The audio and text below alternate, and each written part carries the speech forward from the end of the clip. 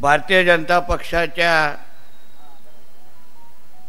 जनसंपर्क उद्घाटन निमित्ताने उपस्थित असलेले महाराष्ट्र विधानसभेचे अध्यक्ष सन्मान्य राहुल नार्वेकरजी, भारतीय जनता पक्षाचे आमचे लोकप्रिय असे प्रदेश अध्यक्ष सन्मान्य रवींद्र चव्हाण साहेब, माजी आमदार सन्मान्य अजित गोगटेजी, माजी आमदार सन्मान्य प्रमोद जटारजी, सन्मान्य शैलेंद्र दळवीजी, जिल्हा बँकेचे अध्यक्ष सन्मान्य मनीष दळवीजी, सिंधुदुर्ग भारतीय जनता पक्षाचे आमचे जिल्हाध्यक्ष सन्मान्य प्रभाकर सावंतजी, प्रदेशचे उपाध्यक्ष सन्मान्य अतुल काशेकरजी, मंचावर उपस्थित असलेले सन्मान्य विशाल परब, सन्मान्य कोरगावकर मॅडम, उपस्थित असलेले भारतीय जनता पक्षाचे आमचे सर्वच प्रमुख, भारतीय पक्षाच्या सिंधुदुर्गचे सर्वच प्रमुख पदाधिकारी, उपस्थित असलेले सर्व बंधू भगिनींनो आणि माझे सर्व तरुण मित्रांनो आणि आमचे पत्रकार मित्र, आज आमच्या विशाल परब यांच्या भारतीय जनता पक्षाच्या जनसंपर्क कार्यालयाच्या उद्घाटनाच्या निमित्ताने आपण सर्वजण इथे उपस्थित आहात। आत्ताच काही वेळा अगोदर आमचे प्रदेश अध्यक्ष सन्मान्य रवी चव्हाण साहेब, आमचे महाराष्ट्र विधानसभेचे अध्यक्ष राहुल नार्वेकरजी, आमचे जिल्हाध्यक्ष प्रभाकर सावंतजी आणि आमच्या सगळ्यांच्याच हस्ते या कार्यालयाचं आत्ताच उद्घाटन झालेलं आहे। त्यानंतर असंख्य विविध पक्षांचे कार्यकर्त्यांनी आपल्या भारतीय जनता पक्षामध्ये प्रवेश केलेला आहे। आज आपण सर्वजण एवढ्या मोठ्या संख्येने जे जमलेलो आहे, आपल्या मनामध्ये असंख्य प्रश्न आहेत। मनामध्ये येणाऱ्या काही महिन्यामध्ये भारतीय जनता पक्षाच्या कार्यकर्त्यांनी नेमकं काय करावं हे ऐकण्यासाठी आपण सर्वजण इथे आलेला आहात। या कार्यक्रमाकडे पाहण्याचा दृष्टिकोन प्रत्येकाचा वेगवेगळा आहे। कार्यकर्ता म्हणून आपले प्रदेशाध्यक्ष इथे आहेत आणि आम्ही सगळेजण, आपण सगळेजण मिळून येणाऱ्या 3 डिसेंबर किंवा 2 डिसेंबरला मतदान आहे, 3 डिसेंबरला मतमोजणी आहे। या निवडणुकीच्या मध्ये भारतीय जनता पक्षाचा कार्यकर्ता म्हणून आम्ही काय काम करावं या बाबतीचं मार्गदर्शन घेण्यासाठी आपण इथे आलेला आहोत। हा आपला हेतू आहे। पण ह्या सभेकडे बघणारा दृष्टिकोन असंख्य लोकांचं वेगळं आहे। काही लोक आपल्याकडे आपल्याला मोबाईलवर आपला हा कार्यक्रम फार बारकाईने बघत असतील, निहाळत असतील की काय शब्द वापरले जात आहेत, काय भूमिका मांडली जात आहेत। पत्रकार मित्रांचा आणि ह्या जनसंपर्क कार्यालयाचा काही संबंध नाही। त्यांना हे ते भारतीय जनता पक्षाचा जनसंपर्क कार्यालयाचं उद्घाटन आहे, त्याच्यात काही संबंध नाही। बरोबर आहे ना? मी असो, आमचे प्रदेश अध्यक्ष साहेब असो, आमचे राहुल नार्वेकर साहेबांना तसं जिल्ह्याच्या राजकारणाबद्दल माहीत नाही, म्हणून त्यांचं भाषण व्यवस्थित होईल। पण आम्ही नेमकं काय बोलतो, त्याच्यामध्ये आमचं चॅनल चालतंय का, ह्याच्यावर हे सगळे रांग लागलेली आहे। यांचा भारतीय जनता पक्षाची काय लेणं देणं नाही। बरोबर आहे ना? हसतात बघ कसे। आणि मग लावालावी कशी करायची? काही लोकांनी फोन पण ऑन ठेवलेले आहेत, हे माहिती आहे, कारण का मागे आमचेच कार्यकर्ते उभे आहेत। मग आज आमचा कार्यक्रम झाला, साहेब असे बोलल्या, तुमचं काय मत आहे? पण चाललं आपला चॅनल, आपलं कामच तेवढं आहे ना। कारण का जिल्ह्याच्या विकासाशी आणि भारतीय जनता पक्ष म्हणून आमचा पक्ष किती मजबूतीने ह्या राज्यामध्ये आणि या जिल्ह्यामध्ये काम करतोय, प्रदेश अध्यक्ष म्हणून आमचे रवी चव्हाण साहेब दिवस रात्र कशी मेहनत करतायत, आमचे प्रभाकर सावंतजी दिवस रात्र आपला पक्ष कसं वाढवतायत, याच्याशी आपलं काय लेणं देणं? बरोबर आहे ना विशालजी? मग नाव मुद्दामून घेतो, कारण सगळ्यांची नाव घेऊ शकत नाही। म्हणून माझं म्हणण्याचं कारणच एवढं आहे की आज आपण जे एकत्र जे जमलो आहे ना, ते कोणाची जिरवण्यासाठी, कोणाला बातम्या देण्यासाठी, कोणाचे लावलावी करण्यासाठी ही पूर्ण हे कार्यकर्ते आमचे जमलेले नाही. पण आमच्या सहकारी विशाल परमनी सावंतवाडीमध्ये आमच्या भारतीय जनता पक्षाचं एक जनसंपर्क असं भव्य असं कार्यालय उभं केलंय आणि कार्यकर्ता म्हणून आमच्यासाठी कार्यालय हे मंदिरप्रमाणे असल्यामुळे आज आम्ही इथे जमलेलो आहे. ही आमची भावना आहे. म्हणून उद्या आम्ही कितीही भारतीय जनता पक्षाच्या बाबतीमध्ये कितीही चांगलं बोललो, आमचं राज्य सरकार आमच्या देवेंद्र फडणवीस साहेबांच्या नेतृत्वाखाली काम करणार राज्य सरकार किती चांगलं काम गेला 11 महिन्यापासून करतंय, आम्ही कितीही जोरधोरात ओरडलो ना काही येणार नाही. बरोबर ना, काही बातम्यामध्ये येणार. पण ते म्हणून कार्यकर्त्यांना सांगेन येणारे 2 महिने आहेत ना तुम्हाला फार बारकाईने आणि फार जिद्दी आणि चिकाटीने काम करायला लागेल. कारण का आपल्याला विचलित करण्यासाठी, आपल्याला आपल्या मार्गातून कुठेतरी दुसरे घेऊन जाण्यासाठी, आपापसात लावण्याच्या दृष्टिकोनातून असंख्य प्रयोग सुरू झालेले आहेत आणि होणारी आहे. काही लोकांनी तर 2-2 महिन्याचे सुपाऱ्याचे पॅकेज घेऊन चाललेले आहे. आणि म्हणून आपण विचार करायला पाहिजे की आपण दुसऱ्यांची रेष पुसायची आहे की आपली रेष मोठी करायची आहे. हा विचार भारतीय जनता पक्षाच्या कार्यकर्त्यांनी करायचा.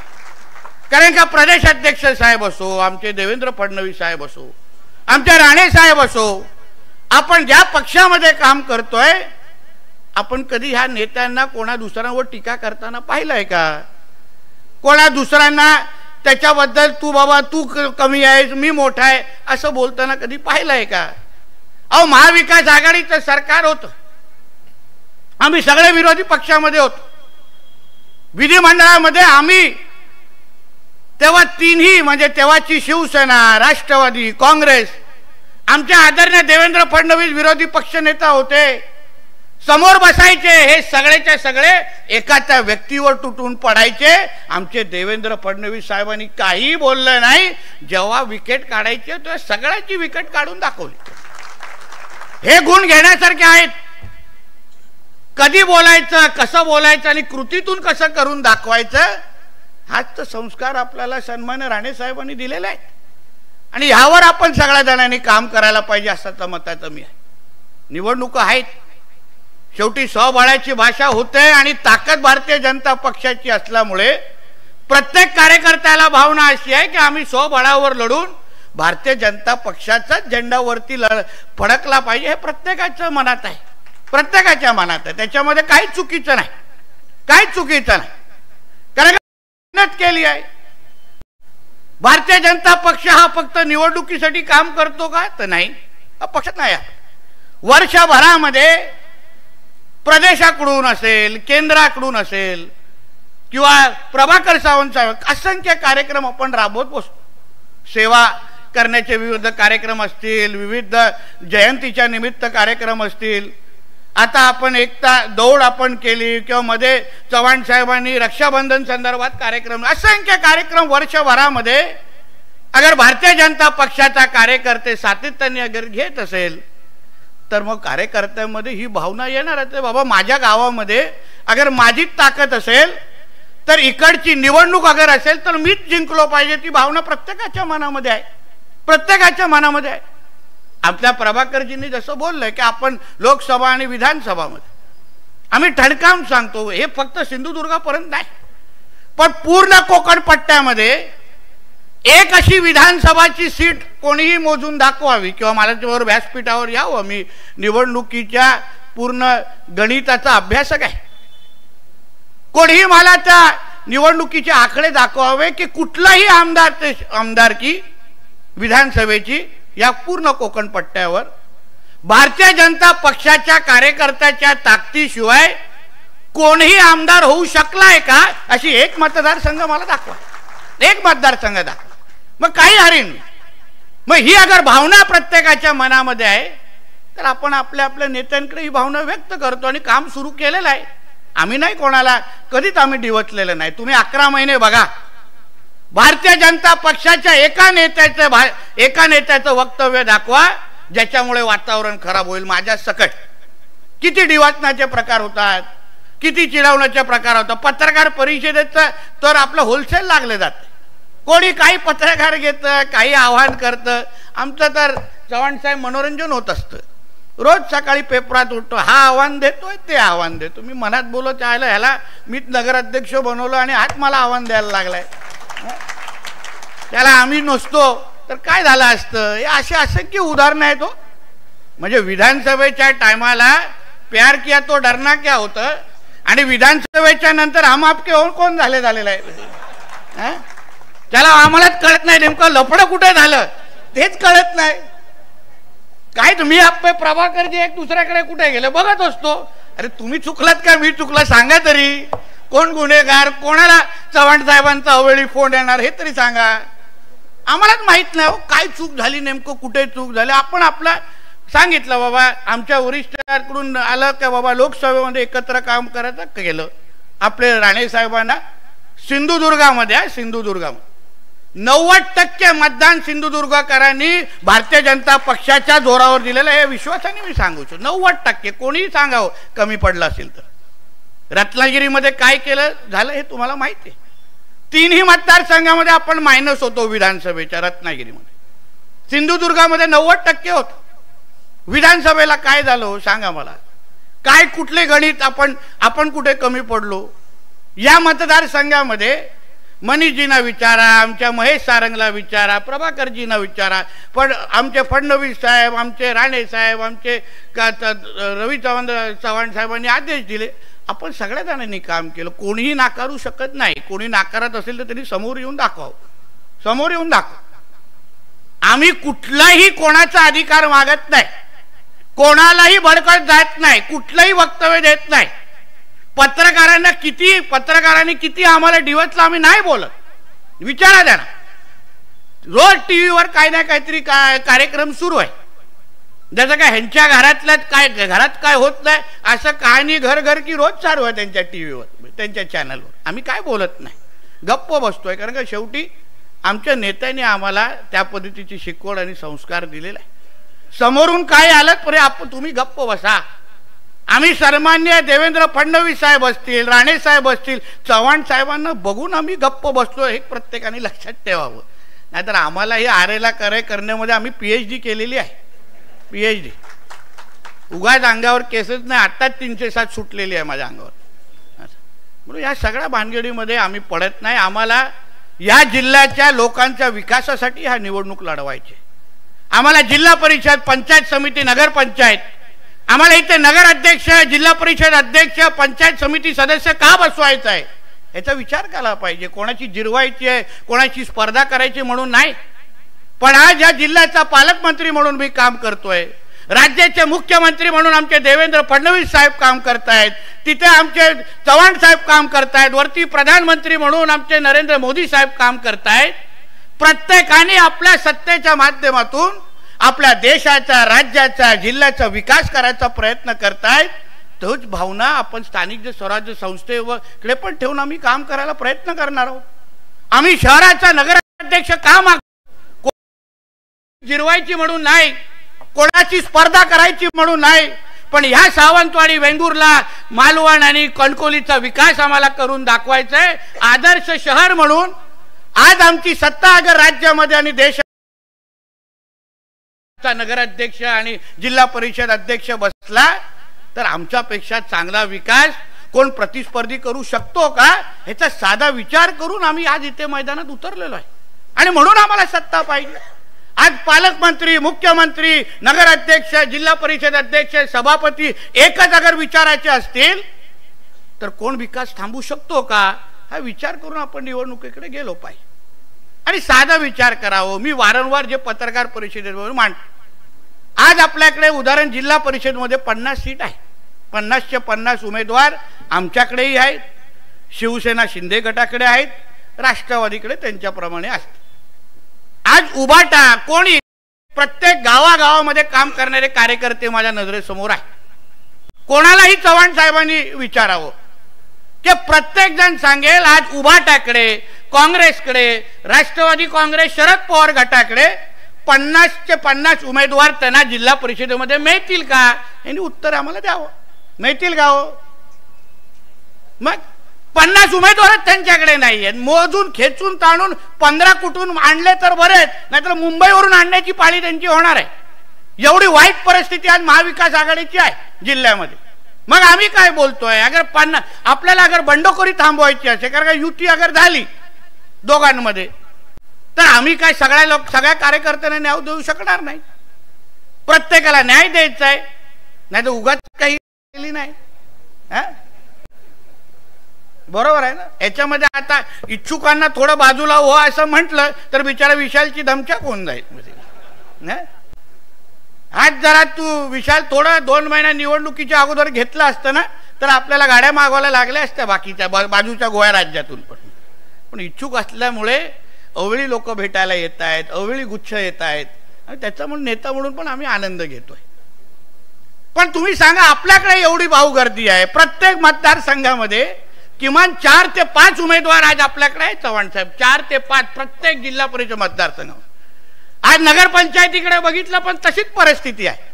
पण आम्ही एवढंच सांगतोय की आपल्याला बंडखोरी थांबवायची आहे, बंडखोरी व्हायला द्यायची नाही. ह्या उभाटावाल्यांना, या काँग्रेसवाल्यांना त्यांच्या लायकीत ठेवायचं आहे, जेणेकरून त्यांच्याकडे अगर सीट नसतील तर आपण का आपल्या रेडीमेड सीट त्यांना द्यायचे. आणि आपण अगर त्या पद्धतीने अगर मैत्रीपूर्ण लढलो, कारण आपण टीका करायचं काय कारणच नाही, सगळे आपलेच आहेत. उगाच आपल्याला ह्या पत्रकारांच्या खटपाणी कशाला द्यायचं आहे लोकांना, कशाला परत परत टीका करायचं. हे बोलले असे, ते बोलले तसे, नाही द्यायचा. आम्ही मैत्रीपूर्ण लढू, आणि जिंकल्यानंतर चव्हाण साहेब, फडणवीस साहेब, राणे साहेब, हे सगळ्या एकनाथ शिंदे साहेब आम्हाला आणणारच आहेत एकत्र, आम्हाला थोडी लांब ठेवणार आहे. मग अशा परिस्थितीमध्ये थोडं प्रॅक्टिकल ज्याला म्हणतो, वास्तववादी अगर भूमिका आपण सगळ्या जणांनी घेतली तर मला असं वाटतं प्रत्येक कार्यकर्त्याला त्या पद्धतीचे न्याय भेटू शकतो. आम्हाला ही जाणीव आहे, ही कार्यकर्त्यांची निवडणूक आहे. मग तुम्ही बोलाल, तुम्ही लोकसभेला तुम्ही युती केली, विधानसभेला युती केली, मग तुम्ही स्थानिक स्वराज्य, अरे पण परिस्थिती बाबा वेगळी आहे ना. तुमची इच्छा असेल तर तोही प्रयोग करू, पण नंतर अगर बंडखोरी जास्त वाढेल मग आपण आम्हाला सांगू नका. म्हणून ह्या सगळ्या गोष्टीचा विचार आजच्या ह्या पक्ष कार्यालयाच्या निमित्ताने आपण झाले पाहिजे. निश्चित पद्धतीने आपले चव्हाण साहेबांना कार्यकर्त्यांच्या मनात काय हे कळणारा हा नेता आहे. तसे राणे साहेब पण आहेत, तसे फडणवीस साहेब पण आहे. प्रत्येकाला ह्या नेत्याला आपल्याला नेमकं काय हवंय हे चांगल्या पद्धतीने माहिती आहे. म्हणून आम्ही एवढंच सांगतो की आपल्याला कार्यकर्त्यांच्या दृष्टिकोनातून आज ह्या 5 वर्ष, म्हणजे आता 11 महिन्या अगोदर आपली सत्ता महाराष्ट्रामध्ये महायुतीची सरकारची आलेली आहे. अजून 4 वर्ष या सरकारची बाकी आहेत, 4 वर्ष, आणि 29ला परत विधानसभेची. म्हणून या निवडणुकीमध्ये जे काय होईल तो बांधण्याच्या दृष्टिकोनातून, पक्ष परत उभा करण्याच्या दृष्टिकोनातून आपल्याला अजून 4 वर्ष, आणि मग 29ला परत एकदा विधानसभेच्या समोर जात असताना परत एकदा महाराष्ट्र राज्यावर भारतीय जनता पक्षाचा मुख्यमंत्री बसवण्यासाठी जास्तीत जास्त ताकद ही सिंधुदुर्गाकडून गेली पाहिजे. या दृष्टिकोनातून आपण कामाला लागू. परत एकदा आपल्या नरेंद्र मोदी साहेबांना पंतप्रधान बनवण्यासाठी भारतीय जनता पक्षाची ताकद जास्तीत जास्त तिथे गेली पाहिजे. या दृष्टिकोनातून आपण ताकद लावली पाहिजे. म्हणजे एका बाजूला आपले नरेंद्र मोदी साहेब, दुसऱ्या बाजूला 29ला परत आपले फडणवीस साहेब. हे झालं तर आपल्या मनातल्या सगळ्यात इच्छा आकांक्षा पूर्ण होणार आहे. म्हणून ह्या दृष्टिकोनातून काम करत असताना आपण सगळेजण अतिशय सकारात्मकपणे काय बातम्या देत आहेत, कोणत्या सोशल मीडियावर काय टाकतंय, कोणत्या व्हॉट्सअपवर काय टाकतं, काही बघू नका. त्यांनाही माहिती आहे की भारतीय जनता पक्षाला अगर थांबवायचं असेल तर आपल्या आपसात वाद केल्याशिवाय आपल्याला थांबवू शकणार नाही, हे तुम्ही बांधून ठेवा. म्हणून काय ना काहीतरी तुमच्या कानापर्यंत पोहोचवणार, कोण ना कोणतरी असा माणूस पकडणार जो बरोबर मला येऊन काहीतरी सांगणार आणि कोणाची तरी कोणी विकेट काढायला लावणार. ह्या गोष्टी व्हायला देऊ नका. तुम्ही सतर्क राहा. तुम्ही एक विचार करा की आपल्याला कमळ ह्या चिन्हाच्या त्या दृष्टिकोनातून जास्त जास्त ताकद कशी उभी करू शकतो, या बाबतीमध्ये तुम्ही विचार करून कामाला लागलं पाहिजे. म्हणून ह्या सगळ्याच गोष्टी मुद्दामून ह्या पक्ष कार्यालयाच्या निमित्ताने मी आपल्या समोर इथे मांडलेल्या आहेत. निश्चित पद्धतीने आपल्यासारखे सुद्धा कार्यकर्ते या बाबतीमध्ये विचार करतील, कामाला लागतील. विशाल परब आणि त्याच्या सर्वच सहकार्याला मी तुमचं मनापासून अभिनंदन. चांगलं हे सेतूचं कार्यालय उघडलेलं आहे, अतिशय चांगलं उपयुक्त असं कार्यालय आहे. जास्तीत जास्त लोकांनी त्याचा फायदा घ्यावा असेही या निमित्ताने मी आपल्याला आवाहन करतो। मी एवढा विश्वास देतो की आज आपल्या ह्या महायुतीच्या सरकारच्या माध्यमातून गेली 11 महिने आदरणीय फडणवीस काम करतायत, जे निर्णय घेतायत, प्रत्येक वर्गाला प्रत्येक क्षेत्राला जे आपल्या नेतृत्वाच्या माध्यमातून आदरणीय देवेंद्र फडणवीस साहेब न्याय देत आहेत ते जनतेपर्यंत अगर तुम्ही पोहोचवलत ना, तुम्हाला मतदान पण मागायची गरज वाटणार नाही अशी निर्णय आमचे फडणवीस साहेब या माध्यमातून घेत आहेत। आपली सरकारने गेली 11 महिने जे काय काम केलंय त्याबद्दल थोडा अभ्यास करून तुम्ही जनतेमध्ये गेलं पाहिजे। निर्णय एकाचा एक बघा। आज सिंधुदुर्ग जिल्हा म्हणून आपण आज प्रत्येक बाबतीमध्ये आदरणीय राणे साहेबांनी सुरू केलेलं काम, आमच्या रवींद्र चव्हाण साहेबांनी पुढे घेऊन गेलेलं काम, आज मी पालकमंत्री म्हणून सिंधुदुर्गाला प्रत्येक बाबतीमध्ये 1 नंबर ठेवण्याचं काम आपण सगळेजण करतोय।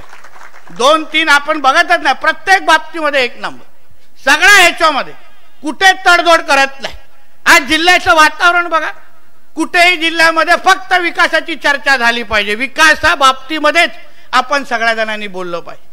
आज जिल्ह्यामध्ये सुरू असलेले सगळे बघा 2 नंबरचे धंदे बंद केलेले आहेत। कधी कधी तुम्ही विचार करा, हा जो काय आपल्याला होणारा जो विरोध आहे ना, हा राजकीय विरोध नाही।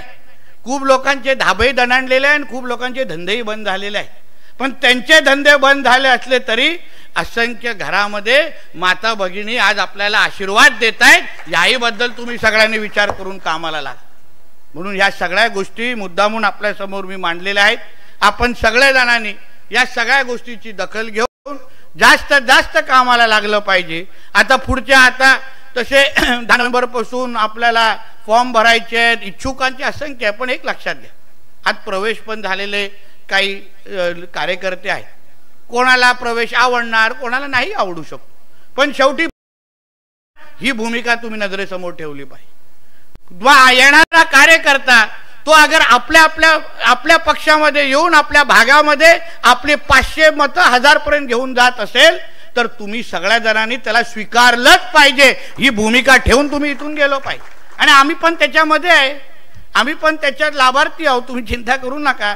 तुम्हाला सूज येते आणि आम्हाला सूज येत नाही असं काही नाही, प्रत्येक जण बाम लावतोय इथे, प्रत्येक जण बाम लावतोय, बामचा स्टॉकच आणून ठेवलाय, तुम्ही चिंता करू नका। फक्त वाटायचं तुमचा संपला तर मला सांगा, माझ्याकडे वर्षभराचा आहे, म्हणून त्याची कामाला लाग, कुठले तक्रारी करू नका। शेवटी हे युद्ध आहे, तुमची इच्छा आहे ना की आपल्या प्रदेश अध्यक्षांची तिथे कॉलर टाईट झाली पाहिजे। अहो आपल्या जिल्ह्याचा सुपुत्र आज राज्याचा भारतीय जनता पक्षाचं नेतृत्व करतोय, राज्याचा, आणि जेव्हा त्या प्रदेशाच्या खुर्चीवर बसून जेव्हा सगळेचे सगळे निकाल 3 तारखेला लागतील तेव्हा सिंधुदुर्गचा निकाल हा प्रदेश अध्यक्षांच्यासाठी आपल्याला 100% लावून त्यांना गिफ्ट, तुम्ही सगळेजण काम करा। कारण का ते जेव्हा यादी आमच्या फडणवीस साहेबांकडे किंवा वरती आमच्या अमित शाह साहेबांकडे, मोदी साहेबांकडे दाखवतील तेव्हा त्यांना विचारलं जाईल की तुम्हारे सिंधुदुर्ग में क्या हुआ, तो त्यांनी सांगितलं पाहिजे की साहेब इधर हम क्या है वो हमारा सिंधुदुर्ग है, हे आमच्या चव्हाण साहेबांनी अभिमानाने सांगितलं पाहिजे, आमच्या राणे साहेबांनी अभिमानाने सांगितलं पाहिजे। असं काम तुम्ही सगळ्या जणांनी करावं एवढंच या निमित्ताने सांगतो। इथेच थांबतो। जय हिंद, जय महाराष्ट्र। धन्यवाद साहेब। यानंतर सन्माननीय महाराष्ट्र विधानसभेचे अध्यक्ष राहुलजी नार्वेकर सर, आपल्याला विनंती आहे की आपण आम्हाला